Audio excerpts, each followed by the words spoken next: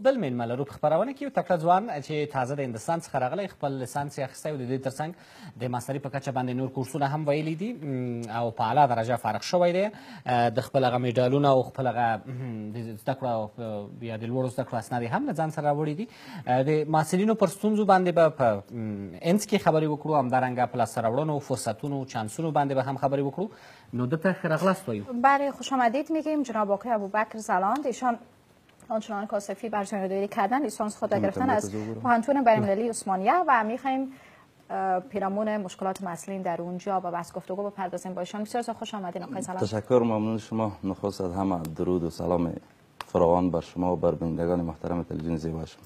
ابوبکر زلاند، در آغاز خوب است مکمل در مورد خودتان تحصیلاتتان بگوین. خب ما سال 2013 تانستم که در یکی از بورسیه های کشور دوست هند اشتراک بکنم و آن زمان ما خودم محصل بر حال پانزه حقوق بودم. 2 سال ما حقوق خواندم و اول نمره بودم اینجا، از جمله محصلین ممتاز بودم و تانستم در امتحانات داوطلبانه سفارت هندوستان اشتراک بکنم و 3 امتحان بود که از ما اخذ شد و در 500 یا 520 نفر 35 نفر بودیم که ما موفق شدیم و ما عازم کشور هند شدیم. بله و در مورد دستاوردهایتان بگوین، تقدیرنامه‌ای که گرفتین. آصفی اگه لطف بکنیم اموار بگین. بله خوب است که منوبت نشان بدیم به بیننده های محترم و ارجمندمان. دی یک لبنده خبری وکړه دا یو نړیوال کنفرانس و 2 ورځنی چې د استرالیا او امریکا نو استادان راغلي او د بزنس پاک لا و چې څنګه موږ کولی شو ځان ته یو انټیټي بزنس جوړ کړو، یعنی څنګه چې موږ له بي بي نه فارغ شو څنګه کولی شو. تاسو حیدرآباد کې وایي او حیدرآباد کې د یو نړیوال پوهنتون نړیوال کنفرانس لخوا او دا یو ورځنی هغه کنفرانس و خپله موږ ته د نظام کالج لخوا دایر شوی و د خارجي محصلینو ته د دوی د هغه پیاوړتیاو په هکله یعنې هلته ویناوې کېدې خپلې پیاوړتیاوې محصلینو هلته ښکارولې چې دا سند یې موږ ته راکوي. Today workshop on academic and cultural orientation. او دا څه دي؟ دې ته ریکمنډیشن لیټر وایي چې دا بعضې ممتازو محصلینو ته د پوهنتون لخوا اعطا کېږي. هلته د محصل یا د زده کړیال هغه پیاوړتیا ذکر شوي دي چې دا څنګه کالج کې د 3 کلن دورې کې د ده سلوک څنګه و، خاص دا د پرنسپال لخوا موږ ته ډېر عالي. او دا هم یو 2 ورځنی ملټي ایونټ که هغه و داسې هر چا د خپل هېواد هغه او کلچر او دود هغه کولو. او دغه زموږ د خپلې بي بي لخوا یو ورځنی داسې په حساب اگزیبیشن و. موږ له دغه جې نه موږ ته هدایت شوی و استادانو چې تاسې ځان سره د افغانستان تولیدات راوړئ، وچه میوه وه، بعضې شالونه او دغه بلې ما وچه له دغه جې کشمش و دا شیان، نو دغه سرټیفیکټ یې خو دې کې زیات مخکې یو چون زموږ صنف کې د 14 هېوادو محصلین و، هر محصل د خپل هېواد په استازیتوب یو څه وړي و. ښه ډېر عالي. او دغه ما یو کلن کورس نیولی و د هیومن ریلیشنز او پرسونالټي ډیولپمنټ په هکله چې خوشبختانه ترې فارغ شوم او دا ماشاءالله. او دغه یو بل بریلیک و چې د پرنسپال لخوا خاص ما ته راکړل شو، چون زما یو بل کورس مې نیولی و دا د هغه په هکله کریمینالوجي ورته وایي. او دغه هم د کالج لخوا په 2م کال کې ما ته راکړل شو، دا هم یو بریلیک. ډېر عالي. او دا هم ستاسو د لیسانس ترانسکریپټ دغه زما ترانسکریپټ دی. خوشبختانه ما په فرست ډیویژن یعنې په اعلی درجه خپله لیسانس دوره ختمه کړه او دا ترانسکریپټ دی زموږ 3 کلن. ټول هغه د ای دي نو؟ ټول هغه د کته لیکلي دي د نتایجو هغه فرست ډیویژن. ډېر عالي.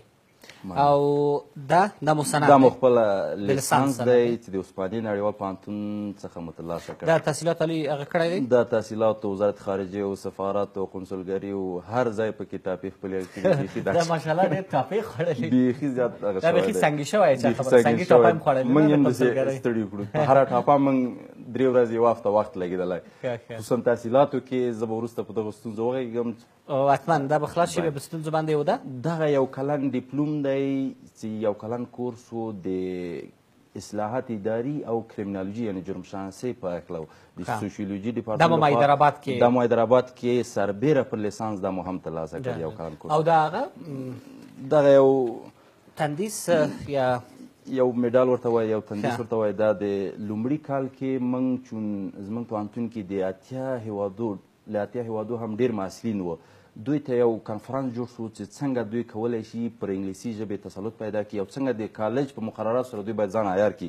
بیا ما خپلو محصلینو په استازیتوب هلته وینا وکوله، هغه خپلې وړتیاوې د افغانستان او د موږ د تاسو په انګریزي ژبه بله تسلط لرئ؟ تسلط طبعا هلته انګلیسي ژبه باندې تسلط نه لري، حتی بریالی کېږي چې یو کال پاتې ما هم تو او کدام چیز دیگه هم هست میخوایم نشان بدین؟ ای هم دغه به موږ دغه درې کلن سرټیفیکټ د انګلیش لخوا ده چې موږ درس خپل په انګلیسي کې ویلی، نو دا یې موږ ته اعطا کړ چې یعنې د انګلیسي ژبه کې موږ خپل زده کړې کړي او په انګلیسي ژبه بلدتیا ولري بیا درس سرټیفیکټ نه بله افتخار ما هستین آقای زلاند ای که دستاوردهای زیادی دارین و یک جوان افغانی که خارج از کشور میره و کار میکنه، بالای شخصیتش، بالای تحصیلاتش و بالاخره میره به کشور که مظهر خدمت شوه، باز واقعا جای افتخار است بر همگان. در مورد مشکلات مسئولین بگوین، اشاره داشتین بیشتر بگوین که مسئولین افغان ما که در هندوستان میرن به خاطر تحصیلاتشان مشکلاتی در سطح راهشان وجود داره؟ خب نخست تشکر از شما که به برنامه زیبا شما مرا دعوت کردین، چون آریانا تلویزیون بین‌المللی هست، بنابراین یک چانسی بود بر ما که بیاییم و مشکلات مسئولین به نمایندگی از اونها، چون ما فارغ شدیم، در اینجا تشریح بداریم. مشکلات عمده فرارای مسئولین یکی هم عدم تسلط کامل بر لسان انگلیسی هست و مشکل عمده دیگه انگلیسی که یاد نداره چرا میرن؟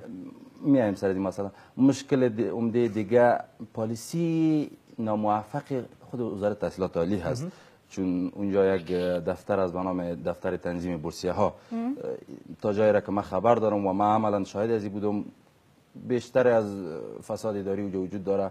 مسئولین اکثرت بر اساس ضوابط نه بلکه بر اساس روابط، چون اونا دم هندوستان عازم هند میشن. خب برای توضیح بیشتر موضوع ما میخوایم این بورسیه را تشریح بدیم. چگونه بورسیه است؟ بورسیه ها در مجموع بر دو گونه بوده. بورسیه های رسمی هستند و بورسیه های غیر رسمی.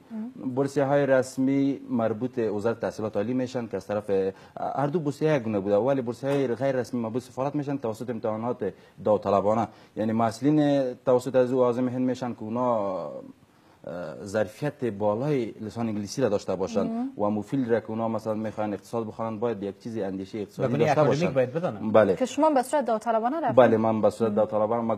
پیشتر من مذکر شدم که من محصل پانزه حقوق بودم، 2 سال من به پایان رسیده بود، چون بورسیه را ما بهتر شما مشکل انگلیسی نداشتین؟ بله. بله.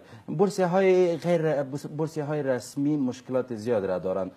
قسم ما گفتم مشکلات عدم تسلط بر لسان انگلیسی طوری است که مسئولین بر اساس سهمیه ولایت فرستاده میشن، مسئولین بر اساس ظرفیت انگلیسی فرستاده نمیشن. مثلا یک مسئله از اونجا هم دیگه حکومت وحدت ملی تشکیل میشه. بله. یک 50 از 50 از مهم نیست که یاد داره نداره، مقصد پیش کو. بله. خفا نشن. خفا. مسئولین یک بطور مثال مسئله است از ولایت خود 310 نمره برده یا 305 نمره. 305 نمره. اما انگلیسی نمیفهمه. اما انگلیسی او مسئله بدون از اینکه کدام امتحان مختص انگلیسی از او عرض شود بر اساس اما اینجا یک امتحان گفته یک چیز میگیرن، اون وسط پایین است، یک اکادمیک وسط پایین، باید وسط تافل آیلتس اینا امتحان بگیره. چی است؟ 4 چند 5 سوال میاره. چیزی نبوده او امتحان. ما عملا دیدیم مسئولین یک طفل میتونه جواب بده اینا. بله آقای آصفی صاحب، ما دیدیم امتحانا رو، ورقایش پیش ما اومده، یک طفل میتونه جواب بده. بله ما میخوایم چون تقاضای ما از اینا وسط تافل آیلتس باید اکادمیک امتحان بگیره. چون لسان انگلیسی هست و هندوستان یعنی دو لسان رسمی داره، هندی و انگلیسی، ولی انگلیسی چون مستعمره انگلیس بوده تمام پانتون ها با لسان انگلیسی تدریس میکنن و لسان انگلیسی اونجا لسان نیست که ما شما در اینجا کورس ها رو می‌آموزیم. بازم این سوال است که چرا از اینجا برشون بورس داده میشه، بورسیه داده میشه که برن انگلیسی یاد پالیسی نادرست داره که من تشریح کردم. پالیسی وزارت تحصیلات عالی بر اساس سهمیه ولایت اون مسئله که اینا مفرستن، اینجا دو مشکل، دو نقص عمده برای بیت المال و برای مسئولین ما. یک کسی که مثلا 1 سال و یا 3 سمستر درس خود در اینجا خواندگی هست و او به 15 دلخواه خود راه میافته، بعد از او با اساس نمره بلند فرستاده میشه، ولی متاسفانه یک مسئله که او در داخل کشور برای او چانس داده نشده که او درس بخونه در پانتون‌های دولتی یا او بر لسان انگلیسی هم تسلط داره، متاسفانه او فرستاده نمیشه. ولی مسئله که در کنکور بلند گرفته او را مفرستادن. بله و کسایی که انگلیسی یاد ندارن در اونجا بالاخره نتیجه ما دیدیم که یک مسئله ما نمیخوایم نامش مذکر شوم، در 15 طب کامیاب بود که نمره بلند را به اساس ولایت خود گرفته بود. ولایت هم من نمیخوام ذکر کنم صنفین بود و او در پانتون پکتیا 2 سمستر طب خوانده بود. بعد از او بر اساس این پالیسی ناموفق گفتیم ور خپل د ته چمتو شوی و چې خپل لاړ شي ښه پوهېږي سید 340 یا 340 وړي دي په انګلیسي ژبه بلد نه دی خپله ولې ځي دغه مشکل مالته چون ډېر ندامت کول او ډېره پښیماني کوله چې زه باید بیرته وطن ته لاړ شم. دلته مې هم انګلیسي زده نه ده، هلته چون سمستروار ازموینې ډېره مشکله دي. هلته به ایران ګوري چې دا خلک څه وایي. په یوه ازموینه کې باور وکړئ 2 صفحې جواب غواړي. په یوه ازموینه کې 2 ساعته وخت درکړي، داسې نه ده چې یو چار جوابه یو هغه خلاص. 2 صفحې باید ته زه خپله د برحال محصل یم، 2 صفحې جواب غواړي چې زموږ باور که د هغه اولې شوي وي.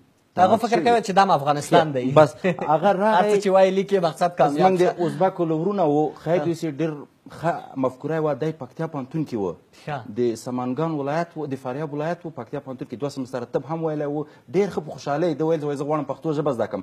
ولې دولت چون دغه جګ نوم راوړی وه یا په هر اساس چې و دی راولېږله هلته هم له درسه یعنی ډېر په مشکلات دولت یې د ځانه بچوي چې مظاهره ونه کړه لوړې جګې دې ویلېږه وخوته چې خیر سیاستي صاحب د هغه نه یې ولېږه چې مقصد مظاهره ونه کړه. تقاضای شما چی است؟ به این مشکل متنی چگونه رسیدگی صورت میگیرد؟ منظورتون این است که همین پالیسی که وجود داره پالیسی نادرست باید بالاخره اصلاحات وجود بیاید؟ بله اصلاحات جدی باید به وجود بیاید. ما با بعضی رسانه‌های دیگه همین مسئله را شریک ساختم چون مسئولین با مشکلات بسیار جدی رو برآورده. مسئولین مؤثر ما شما چون اونا مشکل ندارن به خاطر که اونا از طریق دولت فرستاده میشن. او کسایی هستن که اکثریتشان با انگلیسی بلدیت دارن، ولی مسئولین لیسانسه ما شما بسیار با مشکلات رو برآورده، خصوصا مسئولین که از طریق دولت بر اساس بورسیه رسمی میان. که څوک لاړ شي په شخصي پیسو باندې شخصي مصارفو باندې ماستري یا پی ایچ ډي یا ډاکټرا واخلي انډیا کې څومره مصرف راځي؟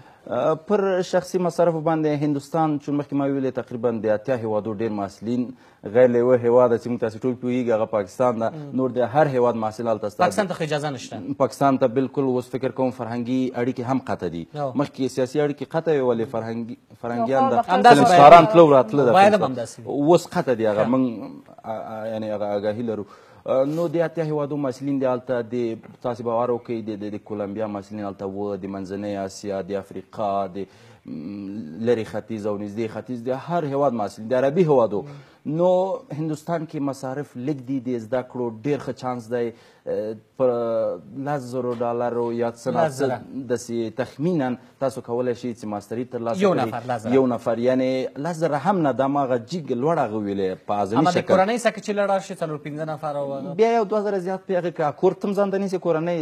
یعنی با $10,000 مکمل تحصیلات به پایان میرسید؟ 12,000 تخمینا 12,000 یا 11,000 میتونی که توسط خود فامیل خود را هم 2 نفر 3 نفر. زلان صاحب زیاتره د ځوانانو یې اورېدلي دي چې مثلا زه امریکې ته درس وایم، زه په بریټانیا کې، زه په هند کې، اما په هېڅ هم نه پوهېږي ځکه معیار هلې ډېر سخت دی. وایي د لرې زموږ وایي صدای $12 دور خوش میآید، اما هلته چې لاړ شي بیا موږ ته زنګ وایي ژاړي چې بېرته زه پیسې لرم څه رقم لاړ شم. ما تېر د بریټانیا او د امریکا او د هند نه په هېڅ هم بلد نه دي، په انګلیسي په ټکي نه پوهېږي، خو یا په واسطه یا په اړیکو باندې یا دا په افغانستان دی یا اون فقط به همین نام که فلانی دفتر بخیر تحصیلاتش بچه فاقه گفتم من باید برم فلانی خان رفته. اینجا افغانستان است، فساد است، رشوت است، چی مشکلات که در اونجا مواجه میشن؟ تاسو باور وکړئ اکثریت مسلمانانو اندیشه چې ما ولیده خصوصا د اطرافیاتو یا د ولایتو مسلمین چې راځي هغوی د دې لپاره نه راځي چې موږ به دلته خپل زړه کې ترلاسه کړو.